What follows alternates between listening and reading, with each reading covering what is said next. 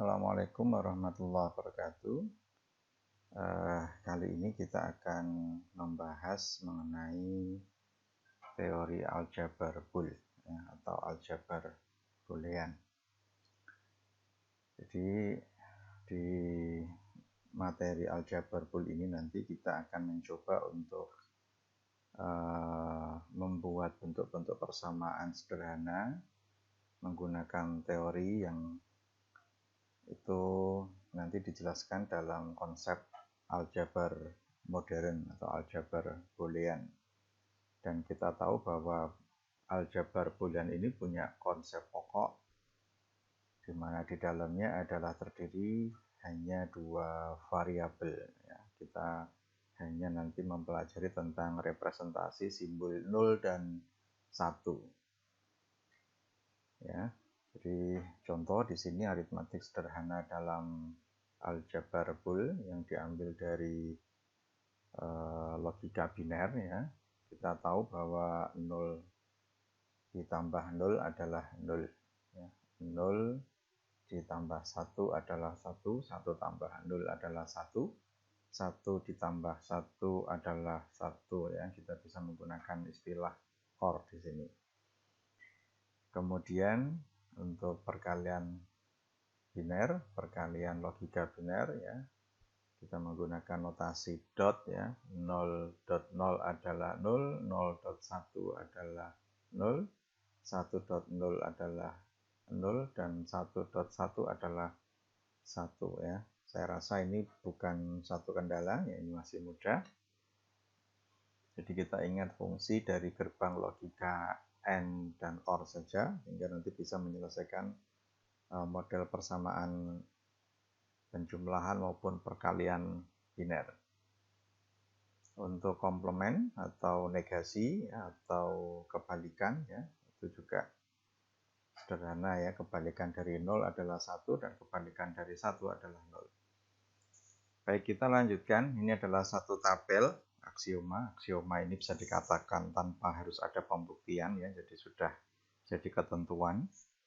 Jadi kalau misalkan saya punya X adalah sama dengan 0 jadi X-nya pasti bukan 1 dan jika X-nya adalah 1 maka kita tahu bahwa X itu pasti bukanlah 0 Kalau misalkan kita punya X sama dengan 0 maka X aksennya atau X naught-nya adalah sama dengan 1 Dan kalau kita punya X sama dengan 1, maka X aksennya atau X naught-nya adalah sama dengan 0. 0 didotkan dengan 0, hasilnya pasti 0. Sedangkan 1, kalau kita OR-kan dengan 1, hasilnya adalah 1. Dan seterusnya, konsep ini adalah konsep aksioma yang paling sering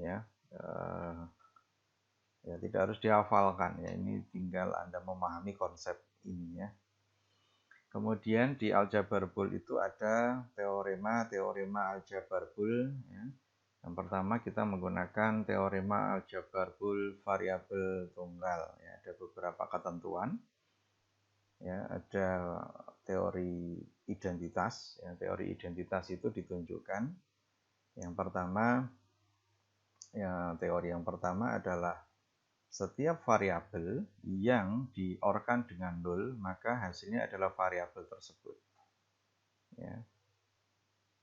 Untuk yang T1 aksennya, setiap variabel yang di-AND-kan dengan 1, maka hasilnya adalah variabel tersebut. Jadi ketentuan ini, ini sederhana sebenarnya Jadi kita bisa menjelaskan konsep identitas itu bahwa semua variabel itu nanti akan menghasilkan variabel asalnya jika di-OR-kan dengan 0 atau di-AND-kan dikalikan dengan 1. Ini identitas.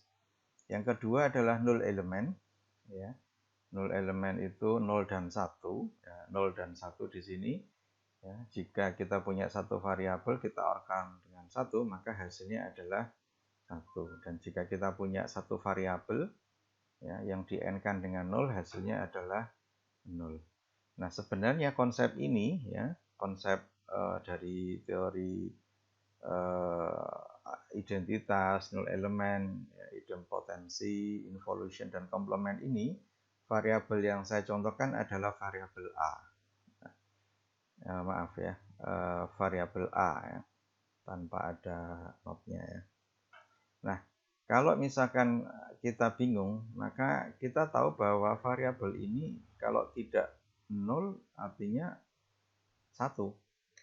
Ya, mau kita kasih notasi B ya, atau C sama saja. Yang jelas variabel yang dimaksud ini menunjukkan identitas 0 dan 1 ya, bilangan biner. Idempotensi ya, semua variabel yang diorkan dengan variabel yang sejenis maka ya hasilnya adalah variabel tersebut. Begitu juga dengan operasi n ya. A dot A hasilnya adalah A. Sehingga kalau kita menjumpai ada dua variabel ganda ya, identik ya, kita tidak perlu menuliskan dua kali. Cukup dituliskan sekali saja ya. Kemudian involution, nah ini satu teori yang nanti membalik ke variabel awal ya. Jadi kalau saya punya ini kalau penulisan yang berbeda saya tuliskan begini, double not ya, hasilnya adalah variabel tersebut. Ya, jadi kita tuliskan model seperti ini hanya untuk memudahkan saja. Kemudian komplement itu membalik ya. Jadi kita punya variabel yang kemudian diorkan dan di n-kan dengan lawannya atau not-nya. Jadi A or A not hasilnya adalah 1, A dot A not hasilnya adalah 0. Jadi ini kalau misalkan kita dibingungkan dengan kondisi seperti ini, Anda masukkan saja variabelnya. Jadi misalkan saya punya di sini hanya adalah taruhlah 0, berarti 0 or 1, hasilnya pasti 1. Kemudian ini 0 n 1, hasilnya adalah 0 ya. Ini ilustrasi yang mudah ya, nanti mudah-mudahan bisa memahamkan. Kemudian yang variabel jamak ya, 2 atau 3 variabel atau lebih, ini teori yang kedua. Di sini kita punya beberapa teori ya, ada komutatif, ada asosiatif, ya, ada distributif, ada covering, ada combining, ada konsensus ya, ada generalized idempotensi, ada De Morgan dan generalized De Morgan theorem atau teorema De Morgan secara umum ya. Nah, masing-masing juga punya penjelasan, ada satu ciri khas ya. Komutatif ya, kita boleh membalik ya, variabel yang diorkan semacam ini. Ya, misalkan A or B, Anda boleh balik B or A, tidak merubah hasil. Ya, dot juga sama ya, kita bisa balik. A dot B bisa menjadi B dot A. Asosiatif ya, kita bisa lihat di sini ya, ada satu ilustrasi ya, kita boleh mendahulukan mana saja variabel yang mau diorkan. Begitu juga yang di n-kan. Jadi kita boleh mendahulukan A or B-nya, kemudian boleh juga mendahulukan B or C-nya. Yang n juga sama. Ya, kemudian distributif. Ya. Distributif ini ya, Anda boleh memudahkan penyelesaian bentuk persamaan dengan cara yang ya boleh nanti mana yang paling mudah. Jadi contoh seperti ini A dot B or A dot C, kita bisa sederhanakan dengan mengeluarkan variabel yang sama, kemudian nanti variabel yang berbeda nanti kita jumlahkan. Ya. Kemudian yang T8 aksen ini juga sama ya. Kondisinya kita bisa, nah ini kita keluarkan sebenarnya. Jadi A di sini dikalikan, ya hasilnya adalah double A ya. Jadi A. Kemudian ini nanti dikalikan dengan yang C. Ya. Kemudian ini A, B, ini B, C.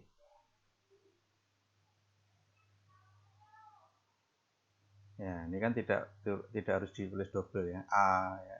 Kemudian nanti ini bisa disederhanakan. Hasil nanti seperti ini. Ya, hasilnya. Nanti ada penjelasan sendiri. Ya, seperti itu. Ya, kita bisa menyederhanakan bentuk-bentuknya. Kemudian covering ya. Di sini bentuk persamaannya ya x or x dot y itu nanti bisa berubah menjadi x saja. Ini juga nanti ada penjelasannya. Nanti silahkan dicoba dibuktikan.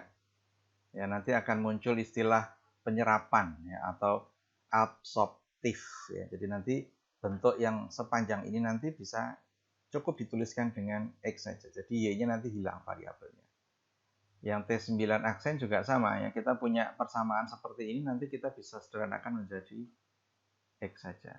Ya. Ya, nanti boleh nanti dicoba ya, bisa dicoba. Kemudian combining ya, ini juga sama. Kita bisa menyederhanakan bentuk persamaan model seperti ini menjadi sesederhana ini. Kemudian konsensus ya, agak panjang ini ya. Ini juga bentuk persamaan yang nantinya bisa disederhanakan, dan ini akan lebih mudah kalau kita membuat tabel kebenaran. Jadi bentuk persamaan ini kita buat dalam tabel kebenaran karena ada XY. Kalau hanya XY berarti 2 variabel. Jadi kalau XYZ semacam ini ya, nanti ada 3 variabel. Jadi ada 2 pangkat 3 ya, nanti bisa dicoba ya. Kemudian generalize idempotensi, ini secara umum idempotensinya seperti ini ya. Jadi kita bisa menyederhanakan kalau kita punya variabel yang diorkan dengan variabel yang sama, nggak perlu kita tulis. Ya. Nah, yang paling banyak dibahas nanti adalah teorema De Morgan. Teorema De Morgan ini nanti digunakan juga untuk proses di persamaan SOP POS maupun di KAMAP nanti. Kita nanti akan sering membahas tentang teori De Morgan ya, khusus nanti. Nah, bagaimana teorema De Morgan itu? Ya, jadi kita punya satu bentuk persamaan di mana sukunya ya, ini ada persamaan suku ya, sukunya di n-kan. Ya, di n-kan sampai ke xn. Kemudian semua suku ini ya, yang di dalam suku ini, variabel yang di dalam suku ini semuanya di not-kan ya, ada tanda not di sini.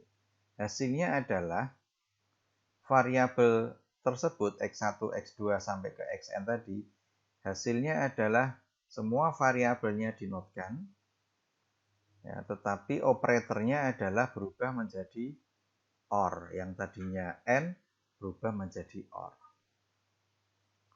Ya, itu teori yang ke-13 ya. Jadi saya ulang lagi teorema De Morgan yang T13 ini. Kalau kita punya satu suku ya, yang suku ini di dalamnya ada persamaan yang variabelnya di n-kan dan suku ini dinotkan ya, berarti seluruhnya dinotkan, maka hasilnya adalah sama dengan masing-masing variabelnya itu dinotkan ya, semuanya dinotkan ya, dan operatornya itu berubah dari n menjadi OR. Begitu juga dengan yang ke-13 aksen.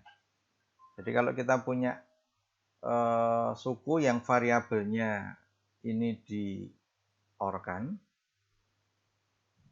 dan dia punya not ya pada sukunya ya, suku ini adalah gabungan dari beberapa variabel ya, variabelnya ini di-OR-kan dan sukunya ini dinotkan, maka hasilnya adalah ya, sama dengan jika masing-masing variabel tadi semuanya dinotkan dan operatornya berubah dari OR menjadi n. Nah, ini ketentuan. Ya, ketentuannya seperti itu.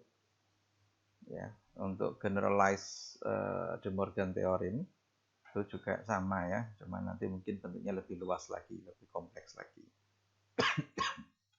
Nah, ini adalah rangkumannya. silahkan nanti dipelajari semua hukum-hukum atau teori yang ada di aljabar Boole, nanti bisa dibuktikan yang tadi, ya, yang teori ke-10, ke-9, ya, termasuk ke yang ke-8 tadi, kita bisa coba selesaikan, kita bisa buktikan nanti supaya nanti pemahaman tentang aljabar Boole ini akan menjadi lebih mudah dimengerti. Ya, seperti itu. Kemudian ini beberapa contoh ya.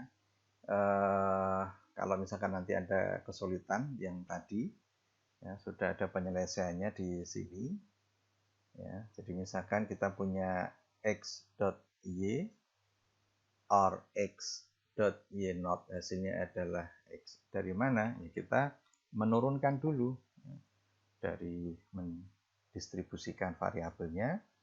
Ya, contoh di sini kita coba sederhanakan dengan menggunakan hukum distributif. Ya, jadi variabel yang sama dikeluarkan. Jadi x-nya ini saya keluarkan dulu. Ya, ini di x ini saya keluarkan. Kemudian y dan y notnya nanti ada dalam bentuk persamaan OR. Nah, setelah ini kita tahu bahwa y ya, or y not ya, kalau di teori yang sebelumnya saya menggunakan istilah a ya, hasilnya adalah 1 ya, sehingga x.1 kita tidak perlu tuliskan satunya, jadi hasilnya adalah x. Nah, ini adalah teori identitas ya. Kemudian ini yang tadi x or x.y sama dengan x, ini juga sama ya, variabelnya nanti kita bisa sederhanakan. Jadi model seperti ini nggak perlu kita tuliskan 2 kali. Ya. Kita bisa menggunakan hukum identitas. Ya. Kemudian atau misalkan menggunakan model yang seperti ini diselesaikannya begini. X ya, ini sebenarnya kan mau ditambahkan 1 juga tidak akan merubah nilai. Jadi saya buat begini. X plus 1 ya. Itu berarti yang di sini. Ya. Kemudian di sini maaf. Saya samakan menggunakan dot. Saya gunakan dot biar sama ya, biar nanti lebih sederhana. Ya. Yang ini bisa keluarkan dulu. Ya, mengeluarkannya x dot 1. Ya, saya kurung aja lah biar mudah. Kemudian yang ini ya, berarti plus x dot y. Nah, dari sini kita tahu mana yang harus dikeluarkan, yang sama, yaitu x. Ya, di sini 1 plus y. Ya. Ingat ya, kita punya 1 plus y ini sama dengan kalau kita tadi menuliskan a plus 1. Hasilnya adalah 1. Ya, jadi kalau kita punya 0 tambah 1, 1. 1 tambah 1, 1. Ya, jadi hasilnya adalah x dikalikan 1. Hasilnya adalah x. Jadi terbukti. Ya, jadi ini adalah ketentuan di hukum identitas ya, 1 ini tadi. Teori identitas. Ya, mudah-mudahan itu bisa memahamkan ya, tentang teori di aljabar Boole. Ya, ini ada soal, silahkan nanti dicoba dikerjakan. Yang ini ya, kalau ini kita coba bahas ya. Kita coba bahas ya. Ada soal x or y di n-kan dengan x plus y. Tadi sudah ada hasilnya sebenarnya, tapi cara menyelesaikannya bagaimana? Yang pertama, kita bisa kalikan ya, ini dengan ini. Nah, kemudian ini dengan ini. Nah, ini dengan ini, kemudian ini dengan ini. Ya. Yang pertama, x ya, plus xz ya, plus ini XY. Jadi kebiasaannya adalah tuliskan variabel urut ya, urut abjad ya. Kalau YX kita tuliskan XY. Ya, plus YZ. Nah, ini ada yang belum urut, jadi kita urutkan. XX plus ya, kita pilih yang XY dulu. Ya. Ini ada XZ plus YZ. Nah, ini sudah urut. Ya, jadi paling mudah kita urutkan semacam ini. Setelah ini, ya, kita ingat ini kita tidak perlu tuliskan double, ya, kita tuliskan seperti ini saja. Ya, ini kalau mau panjang ya. Ingat yang seperti ini tadi kita bisa keluarkan. Ya. Hasilnya adalah X ya, 1 plus Y ya. Kemudian di sini juga kita bisa keluarkan yang sama. Z ini X plus Y. Nah, ingat ini teorinya yang sebelumnya ya, 1 plus variabel Y hasilnya adalah 1 ya. Berarti X. Nah, yang ini masih ya. X plus Y. Nah, ini adalah X ya. Plus, nah ini kita bisa selesaikan ini. XZ plus YZ. Mana yang kita bisa keluarkan? Yang kita bisa keluarkan ini ya. Ini bisa kita selesaikan. Ya, jadi X-nya kita keluarkan. Oke. Nah, X-nya kita keluarkan. Jadinya adalah 1 plus Z. Ya, plus YZ. Nah, ingat yang ini tadi hasilnya 1. Jadinya adalah X plus YZ. Ya, ini hasil akhirnya. Kita cek ya hasilnya sama enggak. Ya, hasilnya sama. Ya, ini contoh latihan. Nah, sekarang nanti Anda coba yang ini ya, 2 soal ini ya dikerjakan, kemudian dikumpulkan di sim.unisula.ac.id dalam format PDF ya. Demikian, mudah-mudahan bermanfaat. Sekian, assalamualaikum warahmatullahi wabarakatuh.